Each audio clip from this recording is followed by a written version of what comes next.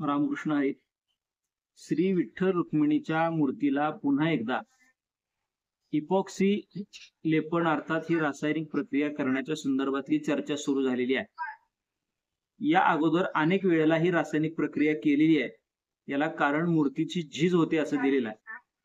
अलीकडच्या काळामध्येच मूर्तीची कशी झीज होऊ लागली हा वारकरी संप्रदायापुढे पडलेला प्रश्न आहे.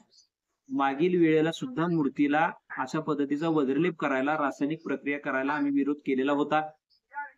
कोल्हापूरच्या महालक्ष्मी मातेच्या मूर्तीला अशा रासायनिक प्रक्रिया वारंवार करून संपूर्ण मूर्ती तिथली खराब झालेली आहे. भविष्यामध्ये विठ्ठलाची मूर्ती खराब होऊ नये अशी आमच्या भाविकांच्या मनामध्ये शंका आहे.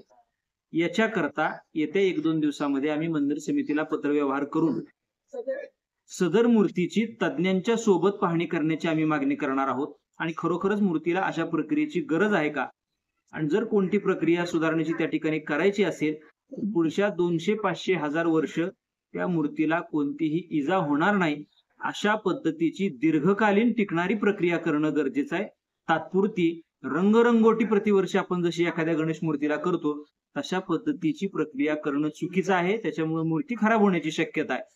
आणि जर अशा पद्धतीनं मनमानी पद्धतीनं जर ही मूर्ती रंगरंगोटी करण्याचा प्रयत्न करण्यात आला तर त्याला वारकरी संप्रदाय तीव्र विरोध केल्याशिवाय राहणार.